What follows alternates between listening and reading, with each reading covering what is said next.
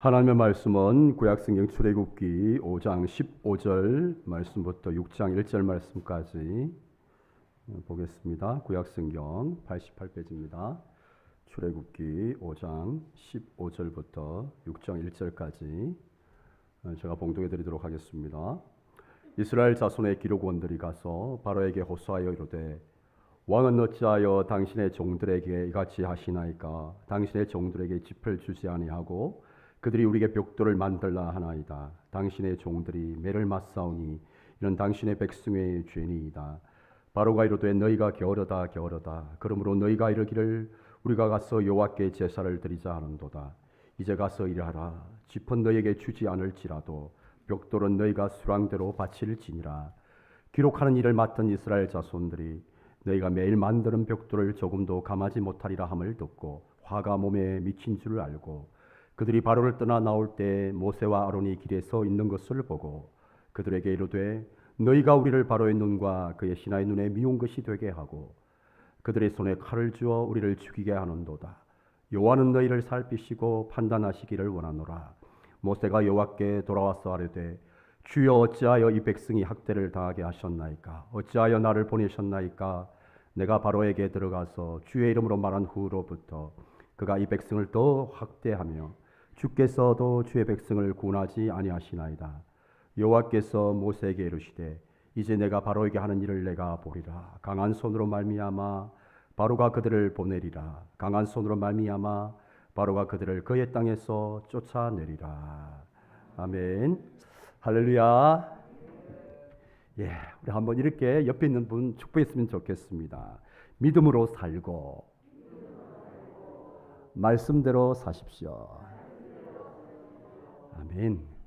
예, 우리 살론 찬양대에서 팔복 찬양해 주셨는데 하나님 나라 백성이 믿음으로 살고 말씀대로 삶으로 8가지 복을 풍성하게 누리며 살아갈 수 있기를 축복합니다. 예, 우리가 새해를 맞이하면서 우리 모두는 새로운 한 해에 나름대로 새로운 다짐과 마음의 결심들을 하면서 출발을 했습니다. 이전과는 좀 다르게 새로운 한 해는 좀 더 믿음의 사람답게, 신자답게, 그리스도인답게, 성도답게, 하나님의 자녀답게, 하나님의 백성답게, 제자답게 좀 더 믿음으로 살아가야 되겠다. 좀 더 성숙한 삶을 살아가야 되겠다. 다들 새로운 마음의 결심과 결단을 하신 줄 믿습니다. 예. 우리가 믿음대로 살고 말씀대로 사는 삶을 하나님께서 무엇보다 기뻐하십니다. 여러분 믿습니까? 예. 우리가 뭐 세상 사람들처럼 많이 누리고 많이 가져야 하나님 기뻐하시는 게 아니에요.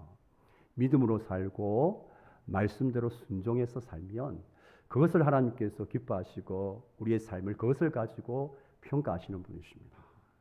새로운 한 해에 여러분 모두가 믿음으로 살고 또 말씀대로 순종하는 그런 복된 삶을 사시기를 주님의 이름으로 축복합니다.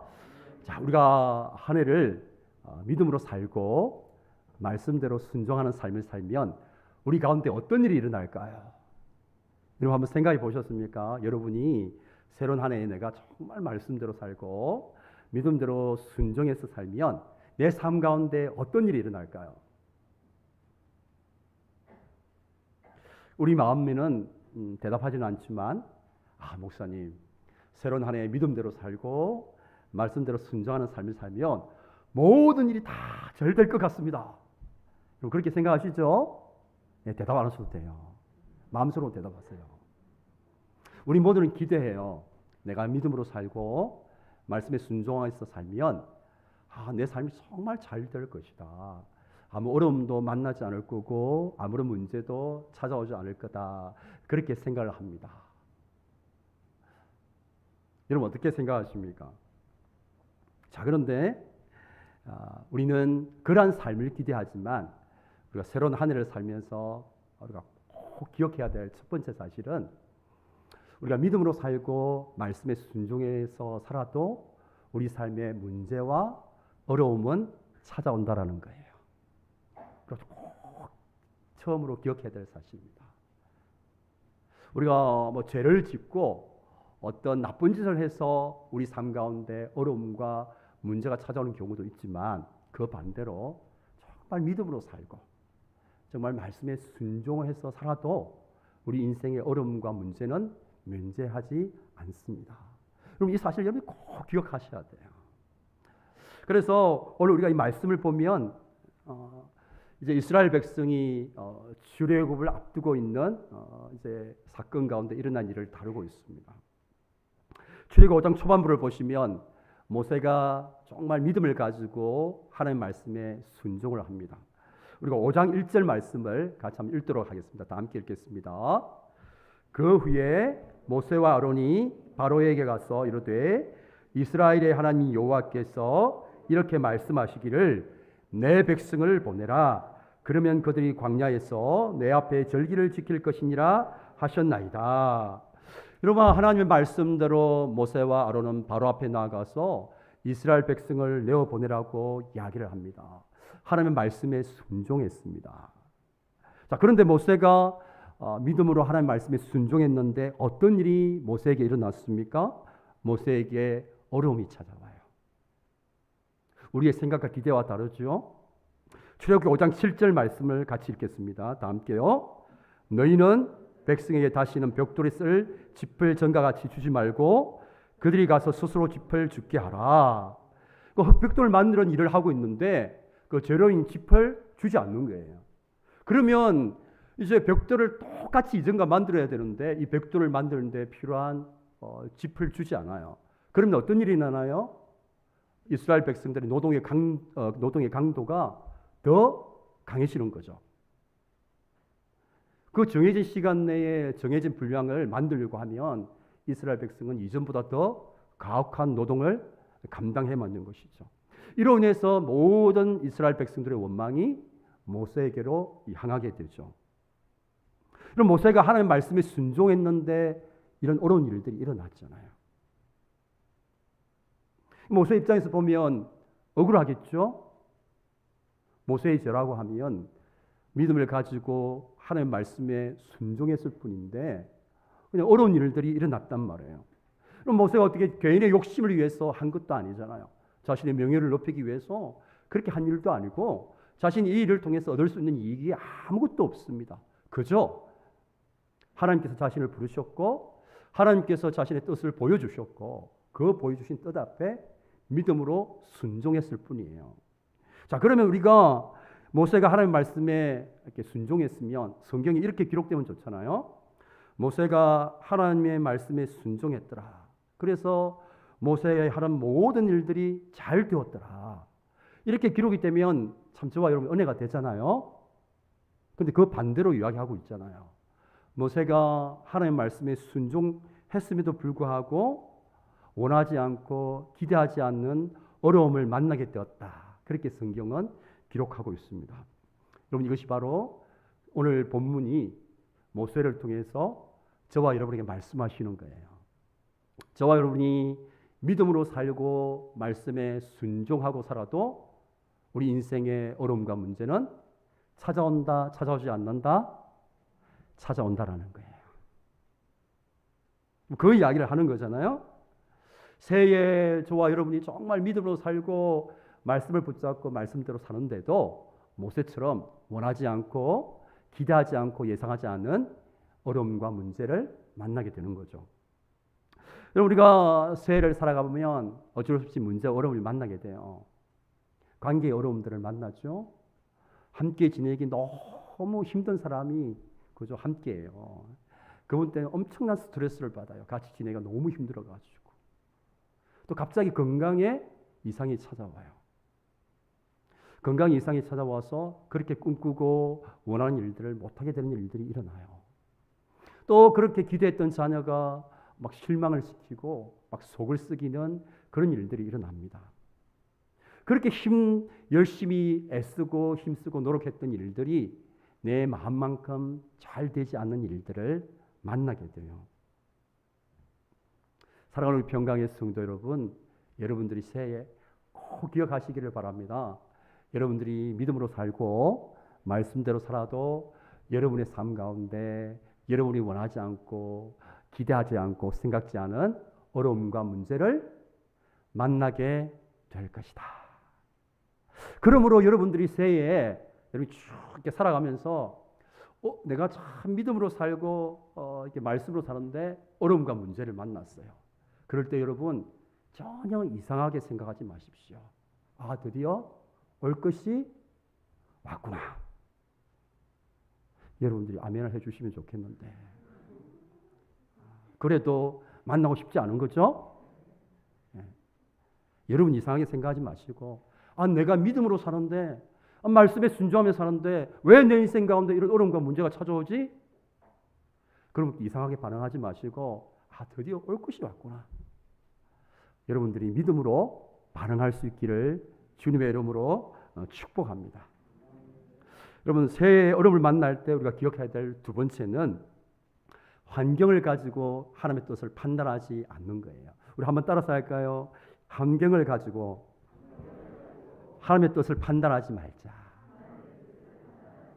그럼 많은 사람들이 자주 범하는 실수 중에 하나는 환경을 가지고 하나님의 뜻을 판단하는 거예요.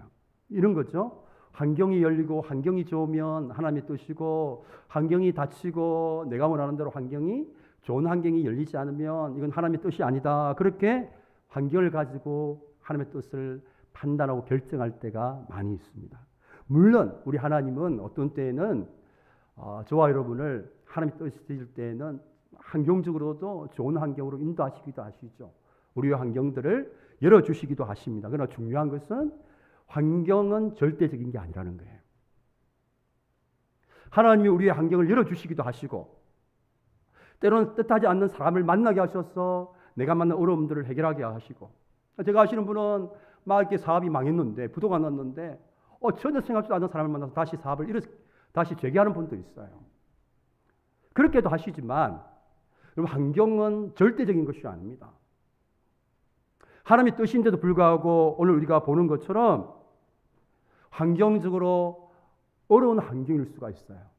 반대로 하나님의 뜻이 아님에도 불구하고 환경이 정말 이렇게 좋은 환경이 열리는 경우도 있습니다. 그럼 환경은 하나님의 뜻과 상관이 없어요.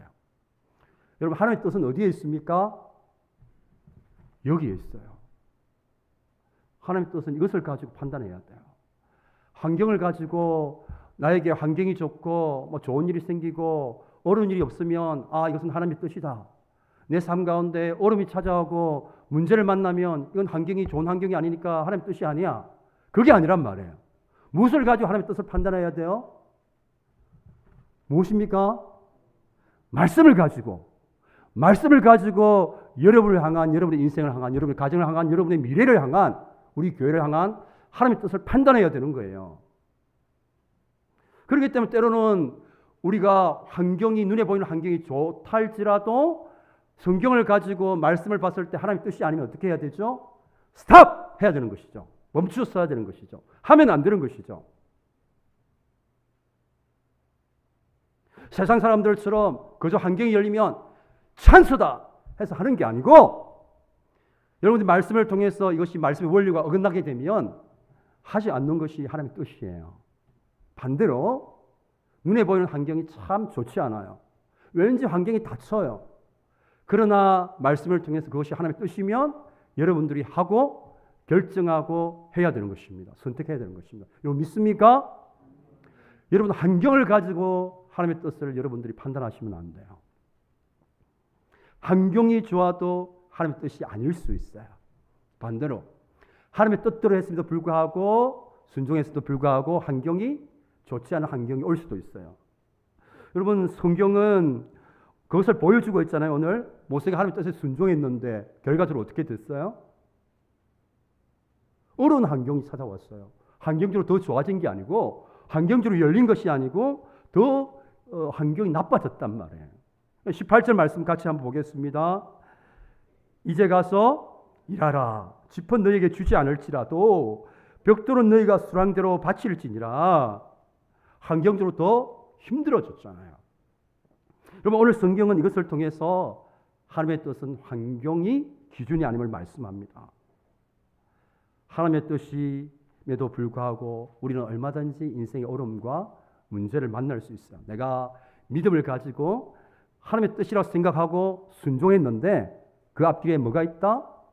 어려움과 문제가 찾아온다라는 거예요. 반대로 하나님의 뜻이 아닌데 모든 일들이 잘 되는 거예요. 일사천리로 진행이 되는 거예요. 그러므로 우리는 환경을 가지고 하나님의 뜻을 판단하는 실수를 저지르면 안 되는 거예요. 여러분, 우리가 코로나19를 맞으면서 환경적으로 너무나 열악해졌잖아요. 환경적으로 보기 때문에 이전에 비해서 더 열악한 환경이 되었어요. 우리가 믿음 생활을 함에 있어서 또 교회가 신앙생활을 함에 있어서 더 환경적으로 막힌 환경이 되었단 말이에요. 그러나 여러분, 코로나19 속에는 분명한 하나님의 뜻이 있어요. 여러분 믿습니까? 단지 우리 인간이 깨달지 못할 뿐이지 하나님의 뜻이 있어요. 그럼 우리가 이 코로나19 상황을 우리가 보면서 환경이 닫혀 있으니까 이건 하나님의 뜻이 아니다. 그럼 가만히 있어야 되나요? 아무것도 하지 말아야 되나요? 코로나가 끝나기만을 기다려야만 하나요? 아니죠. 하나님이 기뻐하시고 원하시는 일들을 저와 여러분들은 해야 되는 것이죠. 물론 안전하게, 지혜롭게, 그렇게 마땅히 우리가 해야 될 일들을 해야 되는 거예요. 믿음으로 우리가 복음의 증인이 되는 삶을 살아가야 됩니다. 여러분들은 코로나 이전에 열심히 전도했잖아요. 그렇죠? 우리 전도대도 하여 전도대가 나와가지고 전도하고 그렇게 했잖아요. 또 전도 축제 행사를 하면서 여러분들이 막 복음도 전하고 교회 한번 가보자 그렇게 전도했잖아요. 근데 코로나 터니까 여러분 전도하지 않잖아요. 복음의 증인의 삶을 사는 것을 다 여러분들 다 아시고 계시죠? 복음의 증인으로서 사는 삶은 하나님의 뜻이에요. 아무리 환경이 어렵다고 할지라도 우리는 하나님의 뜻대로 살아야 되는 거예요. 복음의 증인의 삶을 사셔야 돼요. 여러분, 환경이 어렵지만 우리는 다음 세대를 위해서 실제적으로 고민하고 기도하면서 또 사역자들을 세우고 재정을 우리가 투자하고 있어요. 우리가 뭐 환경이 어렵다고 그냥 가만히 있으면 다음 세대가 믿음 세대로 세워집니까? 말만 하면 우리 다음 세대가 믿음으로 세워집니까? 걱정만 하면 그냥 세워집니까? 아이고, 다음 세대 어떡하지? 다음 세대가 잘 믿음으로 세워져야 할 텐데 이렇게 고민만 하면 그냥 세워집니까? 하나님의 뜻이라고 생각하면 힘들고 어려워도 선택하고 결정해야죠.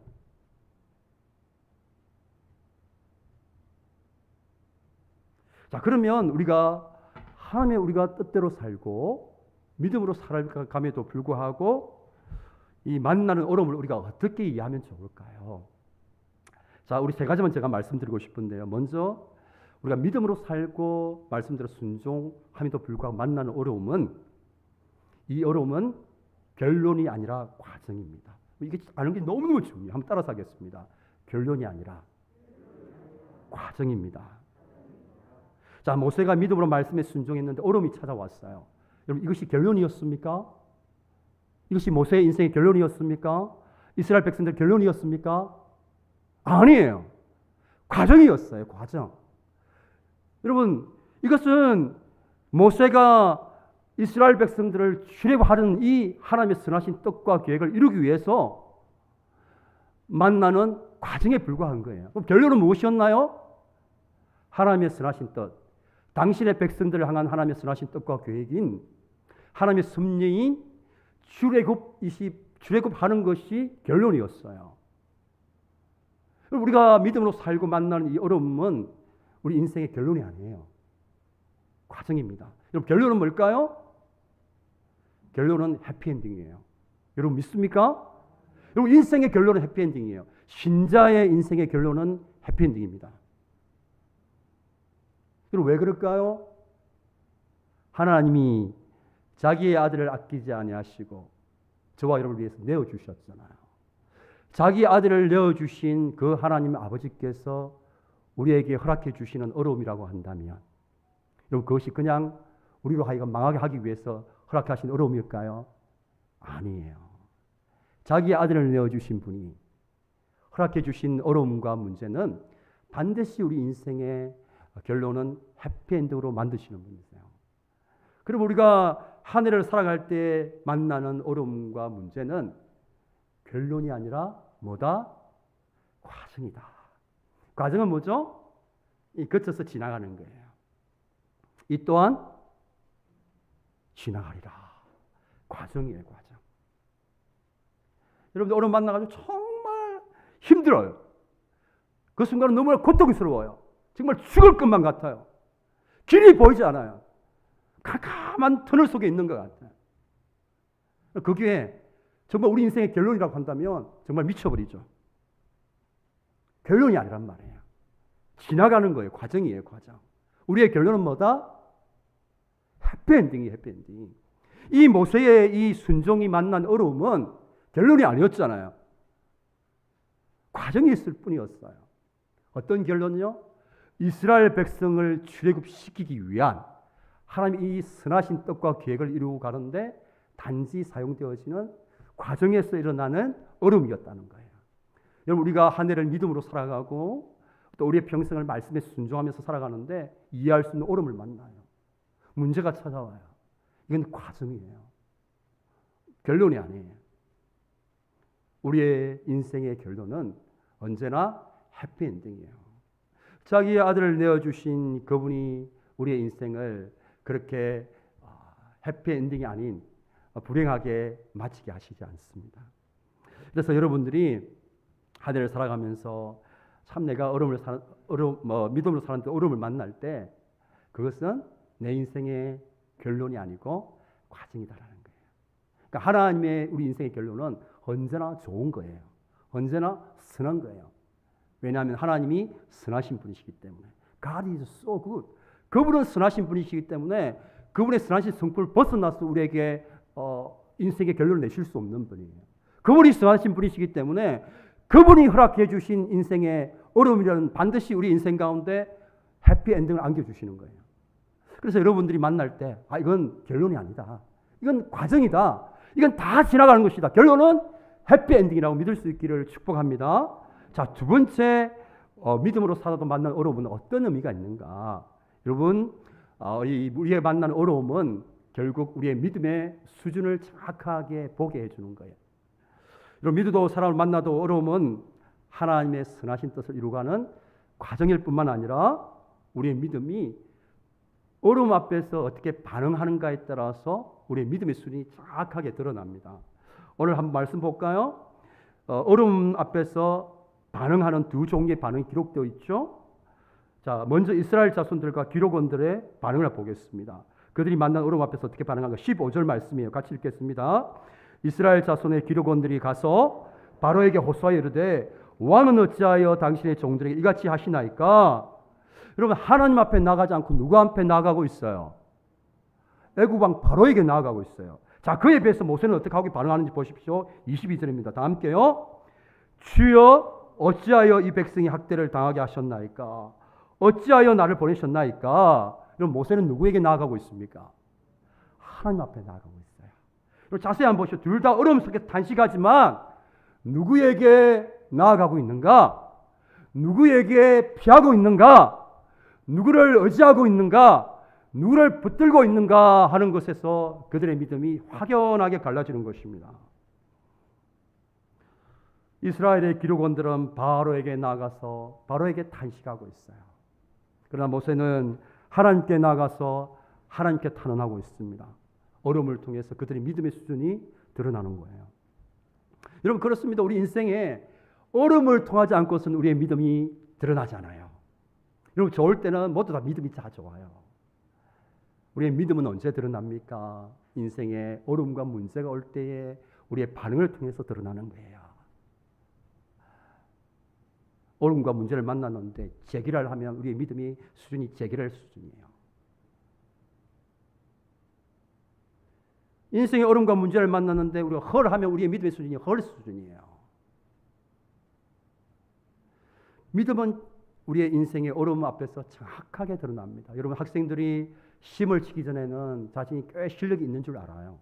과대평가합니다. 선생님, 제가 이래봐도 실력이 괜찮아요? 근데 시험을 쳐보면 정확하게 학생의 실력이 드러나요. 마찬가지로 우리 인생의 어려움과 문제는 우리의 믿음을 정확하게 평가합니다. 어려움을 거치지 않고 문제를 통과하지 않고 우리의 믿음은 드러나지 않아요. 저도 이제 교회를 다니면서 우리 성도들의 삶을 볼 때에 어려움과 문제를 만났을 때 이분이 어떻게 반응하는가를 보면서 저는 그분의 믿음을 짐작합니다. 뭐 좋을 때 평상시에 우리가 어떻게 믿음을 알 수 있어요? 뭐 기도 많이 한다. 뭐 이렇게 교회생활 열심히 봉사한다. 물론 그것도 어느 정도 평가하는 기준이 되겠죠. 그런데 또 얼마든지 자신을 속일 수 있잖아요. 나 인생의 어려움과 문제 앞에서 모든 인간들은 정확하게 자신의 수준 그대로 반응하게끔 되어 있어요. 어려움과 문제를 만나서 우리가 누구를 붙들고 누구를 의지하고 누구에게 피하는가 하는 것이 우리의 믿음의 수준이죠. 자, 우리 마지막 세 번째 믿음으로 사는 우리가 만나는 어려움은 결국 우리를 성숙시키는 과정이에요. 우리 로마서 5장 3절 4절 말씀을 같이 한번 읽겠습니다. 다 함께요. 다만 이뿐 아니라 우리가 환난 중에도 즐거워하나니 이는 환난은 인내를, 인내는 연단을, 연단은 소망을 이루는 줄 알미로다. 여기 환난이 무엇을 만들어낸다고요? 인내를 만들어내요. 그리고 인내는 연단을, 연단은 소망을 이룬다. 이렇게 말씀하고 있습니다. 결국 우리가 믿음의 여정에서 만나는 이 어려움과 이 문제는 어떤 역할을 합니까? 우리로 하여금 인내를 이루게 하고 연단시켜서 결국은 하나님이 원하시는 믿음의 사람으로 세워가는 과정이에요. 여러분, 어려움을 통하지 않고 성숙하는 인생은 없습니다. 여러분, 목회자도 마찬가지예요. 목회자가 여러분 인생의 어려움과 문제를 통과하지 않고 광야의 시간을 통과하지 않고 목회자로 세운 법은 없어요. 하나님 그런 사람을 쓰시지 않습니다. 여러분, 목사가 광야의 시간을 거치지 않고 목사로 세워지면 성도들이 힘들게 해요.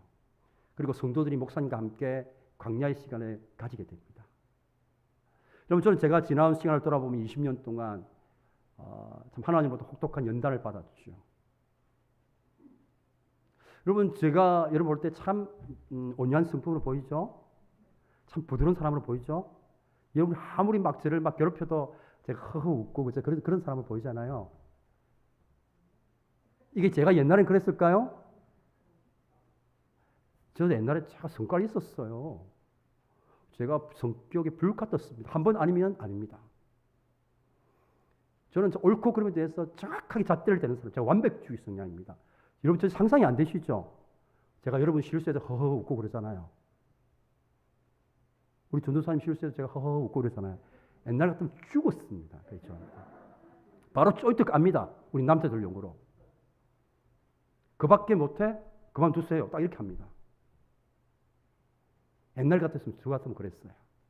그런데 저도 20년 동안 광야에서 이렇게 참 어려움을 통해서 인내를 배우게 되고 불같은 저의 성격이 그래도 좀 더 부드러운 성격으로 온유한 성품으로 바뀌게 되었어요. 조그만 일에도 참지 못했던 저의 이 급한 성격이 때로는 막 급한 일 앞에서도 이렇게 급하게 하지 않는 여유를 가지게 하는 그런 성품으로 바뀌게 된 거예요. 여러분, 그냥 바뀌게 된 게 아닙니다. 여러분, 인생의 어려움과 문제를 통하지 않고 변하는 인생은 없어요.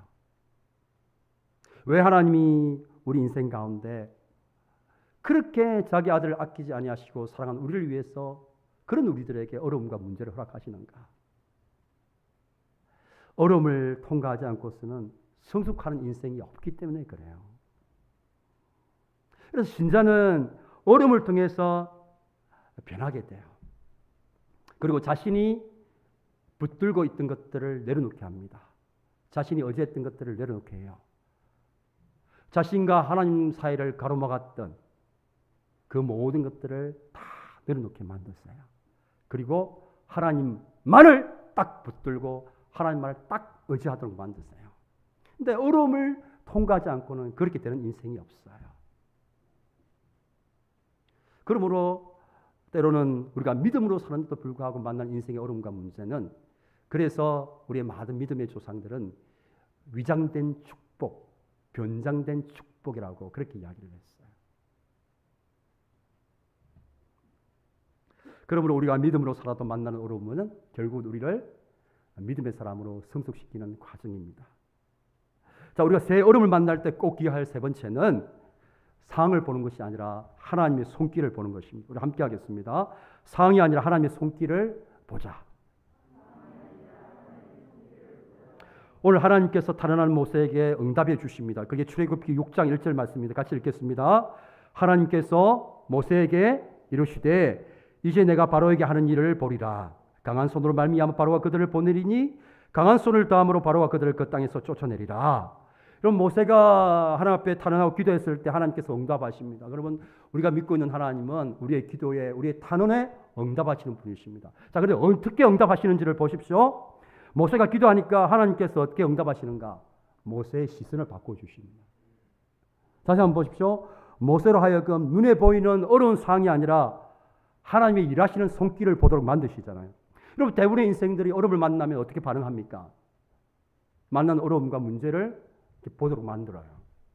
그리고 그 내 생각 속에서, 내 마음 속에서 내가 만난 문제와 상황이 점점 더 커지게 만듭니다. 그리고 온통 내 상황이 뭡니까? 문제투성이죠.